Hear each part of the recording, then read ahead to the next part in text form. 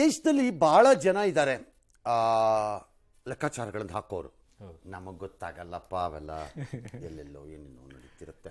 But ಇದ್ದಾರೆ, ಯಾರೋ ಪ್ರಶಾಂತ್ ಕಿಶೋರು, ಯಾರೋ ಯೋಗೇಂದ್ರ ಯಾದವ್, ಯಾರ್ಯಾರೋ ಇದ್ದಾರಪ್ಪ, ದೊಡ್ಡ ದೊಡ್ಡ ಮನುಷ್ಯರು, ಅವರೆಲ್ಲ ಅವರ ಲೆಕ್ಕಾಚಾರಗಳು. ನಮ್ಮ ಇತಿಮಿತಿಯ ಪರಿಮಿತಿಯ ವ್ಯಾಪ್ತಿನಲ್ಲಿ ನಮಗೆ ಈಗ ದೊಡ್ಡವರು ಎಂದರೆ ಮ್ಯಾಪಿನ ಪ್ರಕಾರ ಮೇಲು ಕೂತಿರೋ ನಮ್ಮ ಆಫೀಸಿನ ಕರೆಸ್ಪಾಂಡೆಂಟೇ ಅದು ಶಬೀರ್ ಅವರು.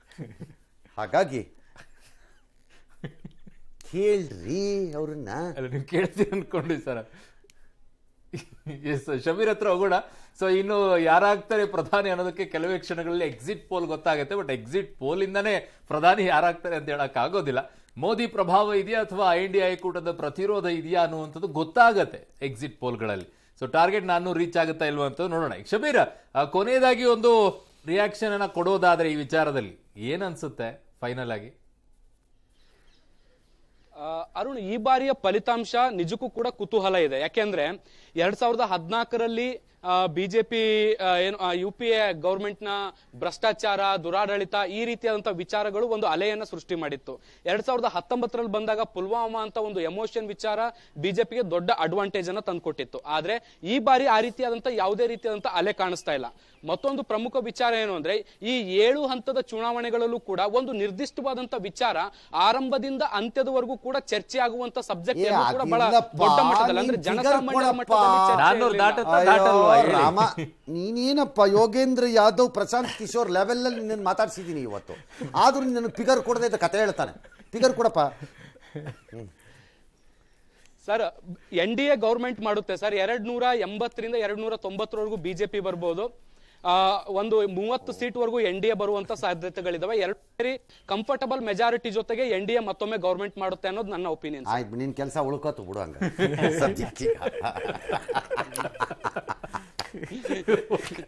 Right, Ravish number sir.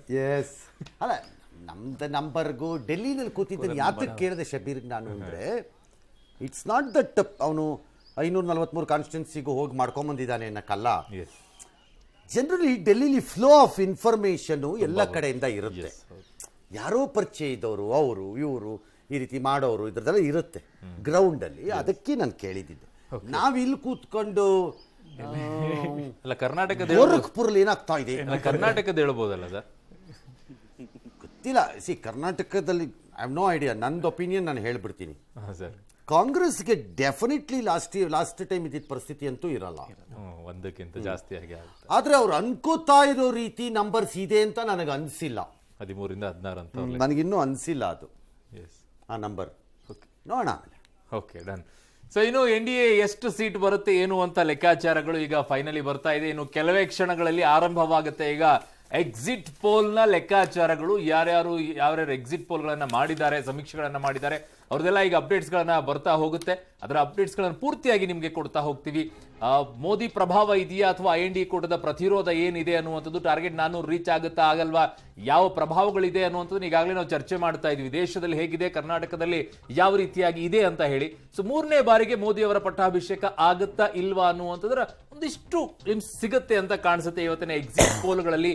ಹೀಗೆ ಬರುತ್ತೆ ಅಂತ ಇಲ್ಲ. ಕಳೆದ ಬಾರಿ 2019ರಲ್ಲಿ 2 ಸಮೀಕ್ಷೆಗಳು ಮಾತ್ರ ಹೇಳಿತ್ತು 350+ NDA ಬರುತ್ತೆ ಅಂತ ಹೇಳಿ. ಆ ನಿಟ್ಟಿನಲ್ಲಿ 2 ಸಮೀಕ್ಷೆಗಳು ಮಾತ್ರ ನಿಜ ಆಗಿತ್ತು. ಉಳಿದಂಥದ್ದು ತುಂಬಾ ಡಿಫರೆನ್ಸ್ ಆಗಿತ್ತು. 60, 70, 100ರವರೆಗೂ ಕೂಡ ವ್ಯತ್ಯಾಸಗಳು ಕಾಣಿಸಿಕೊಂಡಿತ್ತು. ಈ ಬಾರಿ ಕೊಡುವಂತ ಎಕ್ಸಿಟ್ ಪೋಲ್ಗಳು ಜೂನ್ 4ನೇ ತಾರೀಕಿಗೆ ಬರುವಂತಹ ರಿಸಲ್ಟ್ ನಲ್ಲಿ ಯಾವ ಹತ್ತಿರಕ್ಕೆ ಬರುತ್ತೆ ಅನ್ನುವಂಥದ್ದು ನೋಡ್ಬೇಕಾಗತ್ತೆ.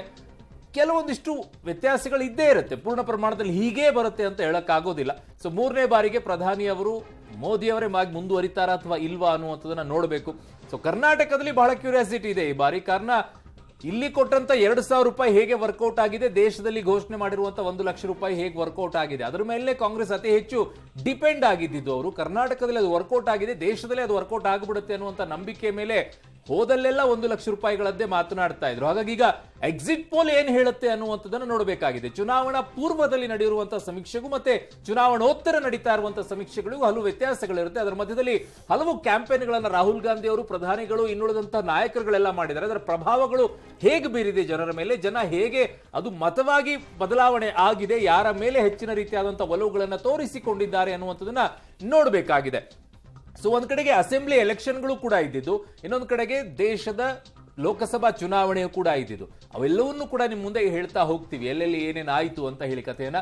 ಸದ್ಯಕ್ಕೆ ಈಗ ಕೆಲವೇ ಕ್ಷಣಗಳಲ್ಲಿ ಎಕ್ಸಿಟ್ ಪೋಲ್ ಹೊರಬೀಳುತ್ತೆ. 6 ಗಂಟೆಗೆ 7ನೇ ಹಂತದ ಮತದಾನ ಇವತ್ತಿಗೆ ಮುಕ್ತಾಯವಾಗಿದೆ. 6:30 ನಂತರ ಎಕ್ಸಿಟ್ ಪೋಲ್ಗಳನ್ನ ಕೊಡೋಕೆ ಹೇಳಿದ್ದು. ಸೊ ಹಾಗಾಗಿ 6:30 ನಂತರ ಈಗ ಎಕ್ಸಿಟ್ ಪೋಲ್ಗಳು ಬರುತ್ತೆ. ಯಾರ ಕಡೆಗೆ ಹೆಚ್ಚಿನ ಒಲವಿದೆ ಅನ್ನುವಂಥದ್ದು ಕೂಡ ಗೊತ್ತಾಗುತ್ತೆ. ರವೀಶ್, ಕರ್ನಾಟಕದ ಲೆಕ್ಕಾಚಾರ ನಿಮ್ ಪ್ರಕಾರ ಏನಿದೆ? ಅರುಣ್, ಪ್ರಮುಖವಾಗಿ ಕರ್ನಾಟಕದಲ್ಲಿ ಬಿಜೆಪಿ 3 ವಿಚಾರಗಳ ಮೇಲೆ ನಂಬಿಕೆ ಇಟ್ಕೊಂಡಿದೆ. ಅಂದ್ರೆ ಒಂದು, ಎಲ್ಲ ಒಂದ್ ಕಡೆ ಮೋದಿ ಅವರ ಪ್ರಭಾವ ಮತ್ತೆ ಮೋದಿ ಏನ್ ಹೆಸರೇನಿದೆ ಅದಕ್ಕೆ ವಿರುದ್ಧವಾದಂತಹ ದೊಡ್ಡ ಬಾರಿ ವಿಶ್ವಾಸನೇ ಇಲ್ಲ. ಕಳೆದ ಬಾರಿ ಬಂದಷ್ಟು ನಾವು ಬರ್ತೀವಿ ಅಂತ ಹೇಳಿ. ಅಲ್ಲ, ಕಳೆದ ಬಾರಿ ಬಂದಷ್ಟು ಬರಕ್ ಆಗಲ್ಲ, ಯಾಕೆಂದ್ರೆ ಅದೊಂದು ಪೀಕ್ ನಾವು ಹೋಗಿದೀವಿ ಅನ್ನೋದು ಅವ್ರು ಚೆನ್ನಾಗಿ ಗೊತ್ತಿದೆ. ಆದ್ರೆ ಮೋದಿ ಅವರಿಗೆ ಪ್ರತಿರೋಧ ಒಡ್ಡುವಂತ ದೊಡ್ಡ ಸಮುದಾಯದ ಒಂದು ವಿರುದ್ಧ ಇರ್ತಕ್ಕಂಥ ಮತ ಬ್ಯಾಂಕ್ ಇಲ್ಲ.